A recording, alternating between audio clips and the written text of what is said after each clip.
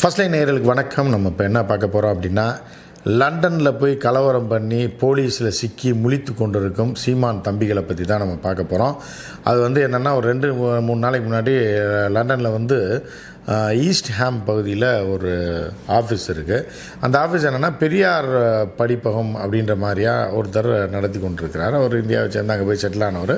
பெரியார் பற்றிய ஒரு நூலகம் மாதிரி வைத்து கொண்டு அவர் யாரையும் அழைக்கலை. அவங்க வச்சுருக்காங்க, பெரியாரை பின்பற்றுபவர்கள் அங்கே போய் நூல்களை படிப்பதும், வாரத்துக்கு ஒரு டைம் மீட் பண்ணி கலந்துரையாடல் பண்ணுவது, தற்கால அரசியல் பற்றி பேசுவது, இதை தான் பண்ணிகிட்டு இருக்காங்க. அவங்க திமுககாரங்களோ இல்லை அதிமுககாரங்களோ யாரும் கிடையாது.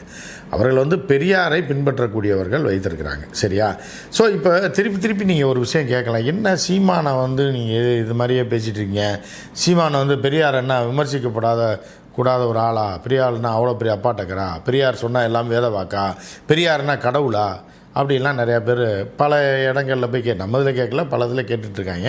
அவங்களுக்கு ஒரே ஒரு விஷயத்தை தான் நம்ம சொல்கிறோம். ஏன் சீமான் திருட்டு பையன் நம்ம சொல்லிகிட்டு இருக்கோம் அப்படின்னு பார்த்திங்கன்னா, பெரியார் முதல்ல எடுத்த உடனே அவர் என்ன கருத்தை சொன்னாரோ, அவர் விமர்சனத்துக்கு அப்பாற்பட்டவர் கிடையாது. அவர் நீங்கள் சொல்கிற மாதிரி கடவுள் ஸ்தானத்தில் இருக்கிறவரும் கிடையாது. அவர் ஒரு சாதாரண மனிதர். ஒரு கொள்கை அடிப்படையில் பல கொள்கைகளை, பல தத்துவங்களை சொன்னவர், பல முன்னெடுப்புகளை எடுத்தவர், பெண் விடுதலைக்காக. அதெல்லாம் எல்லாம் தெரியும், அதை பற்றி நான் சொல்லுவேன்.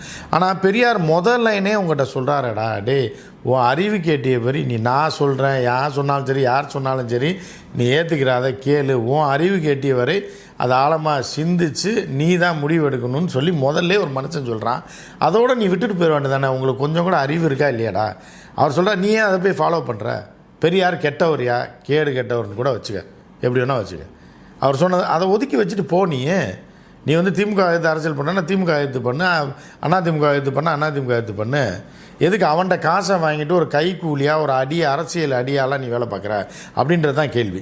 இப்போ இங்கே வெஸ்ட் ஹாமில் லண்டனில் என்ன நடந்திருக்குன்னா, அந்த வீடியோ ஃபுல்லாக நான் போடுறேன் பாருங்கள். ஏற்கனவே சோசியல் மீடியாவில் வந்திருக்கு, நமக்கு அன்றைக்கே வந்துருச்சு. இருந்த போதிலும் நம்ம ஏன் போடலை அப்படின்னா, நமக்கு நண்பர்கள் அங்கேருந்து அனுப்புனாங்க. உடனே பாரதின்னு சொல்லி ஒரு சகோதரி, அவர் பெரியாரை பின்பற்றக்கூடியவர், அந்த வாசகர் வட்டத்தில் இருக்கக்கூடியவர்.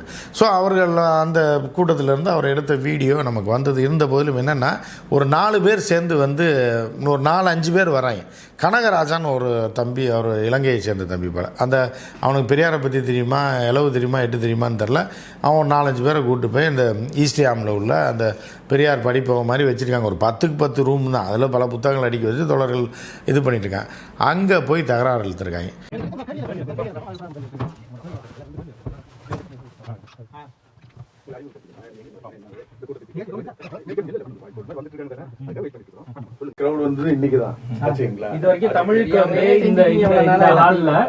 தமிழ் புத்தகங்கள், தமிழ் எழுத்தாளர்கள், எல்லா தமிழ்ல இருந்து எழுதுற எல்லாரும் வந்துருக்காங்க. சரி, மீட்டிங் ஸ்டார்ட் பண்ணுவோம். எங்களுக்கு போர்டு நம்ம எந்த முறை அப்ப பின்பற்றப்பட்டோமோ அதே முறை தான் இப்பயும் பின்பற்றிட்டு இருக்கோம். எங்களுக்கு இது புதுசு இல்லை, தொடர்ந்து நிகழ்ச்சி இங்க நடந்துட்டு இருக்கு. அப்ப நம்ம தமிழவங்களா இப்ப பூர்வீகமா இருக்கிறவங்களுக்கு ஒன்றும் தெரியாம எந்த ஒரு இடத்துல சொல்லியிருக்கு தமிழர் தலைவர் பெரியார் சொல்லியிருக்கு, எந்த புத்தகத்துல சொல்லியிருக்கு? வரலாறு திராவிட ஆட்சி, திராவிட தலைவர் பெரியார் தெரிய வேண்டிய அவசியம் நம்மளுக்கு இல்லை.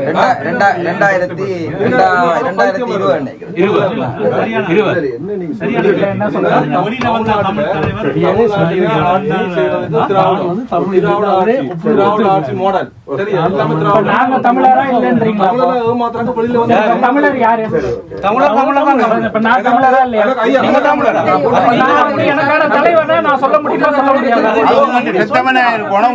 இனத்தினே இருக்கணும்.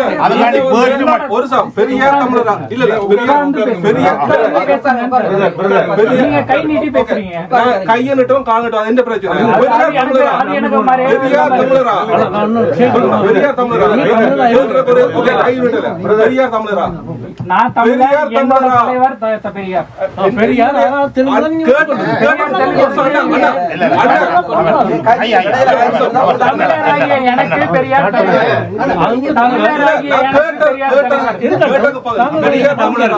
தகராறு இழுத்த வீரனா இருந்தா என்ன பண்ணணும்? தகராறு இழுத்ததோடு நிற்கணும்ல. அவங்க பாரதி வீடியோ எடுத்திருக்காங்க. இதை ஃபுல்லாக வீடியோ எடுத்த உடனே பயந்துக்கிட்டு காவல்துறைக்கு ஃபோன் பண்ணியிருக்காங்க. பண்ணோடனே பயந்துட்டாக்கா, நான் சும்மா அவங்கள்ட்ட பேச தானே வந்தோம், நாங்கள் விவாதிக்க தான் வந்தோம், சண்டை போட வரல. முதல்ல எப்படி பண்ணுறாங்கன்னா வந்து அடிக்கிற மாதிரி வந்து சூழ்ந்து கொண்டு அங்கே இருக்கக்கூடிய இந்த பெரியார் வாசகர் வட்டத்தில் இருந்த 3 பேரை மிரட்டுற துணியில் வந்துட்டு தெனாவட்டாவும் திமுறாவும் அழிச்சிருவோன்ற ரேஞ்சுக்கு பேசிவிட்டு, போலீஸ் வருதுன்னு நம்ம ஊர் போலீஸ் மாதிரிலாம் கிடையாது சரியா, அவன் போலீஸ் வருதுன்னு தெரிஞ்சுன்னா தெரிச்சு ஓடியாக்கா, நாங்கள் விவாதம் பண்ண தானே வந்தோம் தொடர், நான் வந்து பேச தானே வந்தோம், நம்ம என்ன ஒரு கருத்து பரிமாற்றத்தை தானே வந்தோம்னு மிரண்டு போயிட்டாங்க. இதுக்கப்புறம் அங்கேருந்து அன்றைக்கி வராத பெரியார் ஃபாலோவர்ஸ் என்ன பண்ணிட்டாங்க அப்படின்னா, இவங்களுக்கு இதே பொழப்பா போச்சு. இவங்க பூராமே விசா இல்லாமல் வந்தவன் பெட்ரோல் பங்கில் வேலை பாரு திருட்டு பயலுங்க, புரியுதா? இவன்ட்ட இப்போ இதில் வந்து வந்தவங்களை 5 பேரில் 3 பேர்கிட்ட விசாவும் கிடையாது, ஒன்றும் கிடையாது. ஸோ அப்படி இருந்தோன்னே இவங்க கம்ப்ளைண்ட் கொடுத்தோன்னே அப்போதும் அந்த பெரியார் வட்டத்தை சேர்ந்தவர் சொல்லியிருக்காங்க, இல்லை கம்ப்ளைண்ட் கொடுத்தோன்னா இவங்களை தூக்கி உள்ளே வச்சுன்னா என் வாழ்க்கை நாசமாக போயிடும், துரத்தி விட்ருவாங்க திருப்பி. நம்ம பிள்ளைங்க தானே புரியாமல் வந்திருக்கான், ஒரு காலத்தில் புரிஞ்சுக்குவான், இல்லை புரியாமையே போகிறான், அதை பற்றி நம்ம கவலை இல்லை, போய் தொலைகிறாங்க அப்படின்னு விட்டாங்க அன்றைக்கி டேட்டில்.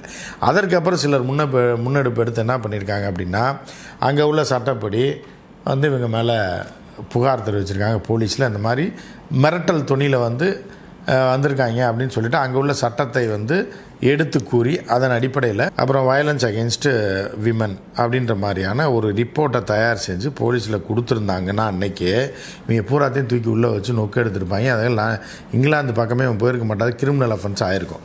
அதுக்கு அடுத்து என்ன ஆனால் கிரிமினல் இதை வந்து இந்த வீடியோ மட்டும் கொடுத்தா criminal damage and violence evidence அடிப்படையில் என்ன ஆகுனா, அந்த நபரை புகைப்படத்தை ஃபேஷியல் ரெக்கக்னைசேஷனில் போட்டுருவாங்க.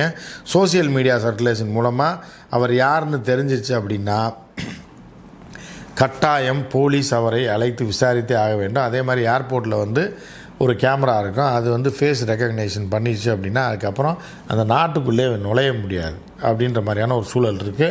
இப்படி வந்து தம்பிகள் வந்து இப்போ என்ன பண்ணான்னா போய் மிரட்டினால திமிரா இப்போ வந்து தெரிச்சு ஓடுறாங்க, கையில் காலில் போய் விழுகிறாங்க, எனக்கு மேலே கம்ப்ளைண்ட் கொடுத்துறாங்க, போலீஸுக்கு போவேன்னா நம்ம விவாதம் பண்ணுறதுக்கு தான் வந்தோம், வாதம் பண்ணுறதுக்கு தான் வந்தோம்னு கனகராசான்ற தம்பி அவன் சோசியல் மீடியாலலாம் இருக்கான்.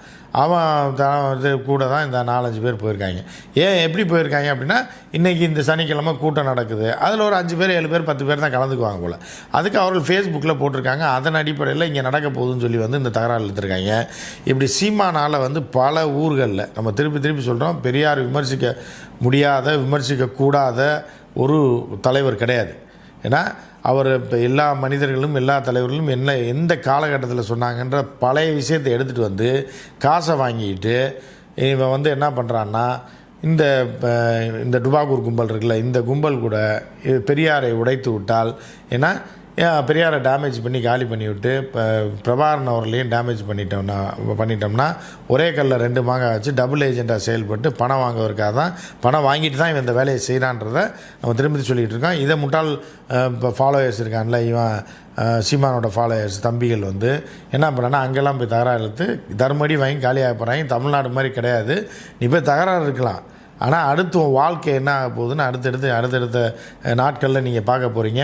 இப்படி வந்து தேவையில்லாமல் போய் பிரச்சனையை பண்ணி, ஏன்னா நீ வந்து பெரியார் விமர்சனம் பண்ணு, சோசியல் மீடியா போஸ்ட்டில் போடு, என்னென்ன ஆதாரங்கள் இருக்குது அதை போடு, அது வந்து விவாதத்துக்குரியது சரியா. அது யார் வேணாலும் விவாதிக்கலாம். ஆனால் இந்த மாதிரி ரவுடித்தனம் பண்ணுறது, மிரட்டுறது, காசை வாங்கிட்டு வந்து ஒரு அஜெண்டாவோட செயல்படுறது பண்ணிங்க அப்படின்னா அவங்க வாழ்க்கை பிற்காலத்தில் பெரிய கேள்விக்குரிய ஆயிரும் அப்படின்றது தான் இந்த லண்டன் சம்பவம் நமக்கு உணர்த்துது. ஏற்கனவே இந்த வீடியோ நம்ம வந்தப்போ என்ன சொன்னோன்னா, அவன் வந்து சத்தம் போடுறான், அதை வந்து போட்டால் சீமான் லண்டன் வரைக்கும் ஆள் வச்சுருக்கான்ற மாதிரி நேம் ஆயிரும். ஏன்னா அதனால் எதிர் நடவடிக்கை எடுத்துகிட்டு அதை வந்தால் அதை பற்றி பேசலாம் அப்படின்னு சொல்லியிருந்தோம். நம்ம அந்த வீடியோ நம்ம போடவும் இல்லை. ஸோ இன்றைக்கி தான் அந்த வீடியோவை போட்டிருக்கோம். இப்போ நீங்கள் பார்த்தது போகாமல் அந்த ஒரு பையன் தான் பாருங்கள், அந்த பேரோ போட்டு காமிச்ச பார்த்தீங்களா, அவன் தான் கனகராசா. அவன் கூட போனவன் அந்த 4 பேர் எப்படி போய் கருத்தியல் ரீதியாக மோதுறான். பெரியார் உனக்கு என்ன செஞ்சார், பெரியார் தமிழரான்னு கேட்குறாங்க சரியா. அந்த பையன் கேட்குறது பார்த்தீங்கன்னா, பெரியார் தமிழரா, எதுக்கு நீ பெரியார் வந்து கன்னடத்துக்காரர் தானே, நீ எப்படி தமிழின தலைவர்னு. அதான் அவங்க சொல்கிறாங்க, தமிழின தலைவர் பெரியார்னு யாரா சொன்னால் அவங்களுக்கு யாருமே சொல்லலை. ஏன்னா ஸோ வந்து பெரியார் வந்து ஒரு சீர்திருத்தவாதி, தமிழ்நாட்டில் வாழ்ந்த ஒரு தமிழர் தான். அவர் தமிழர் இல்லைன்னு எப்படி சொல்கிறாங்க, கன்னடத்துலேருந்து வந்தாலும் இங்கே தானே வாழ்ந்துட்டு இருக்காரு.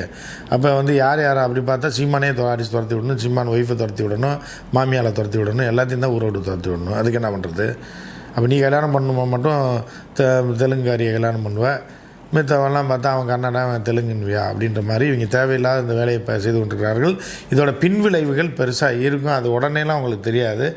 ஒவ்வொரு காலகட்டத்தில் அது நடக்கும். அது நடந்து தான் ஆகும். அன்றைக்கி தான் நீங்கள் தெரிஞ்சுக்கிங்க. மற்றும் ஒரு நிகழ்ச்சியில் சந்திப்போம். நன்றி, வணக்கம்.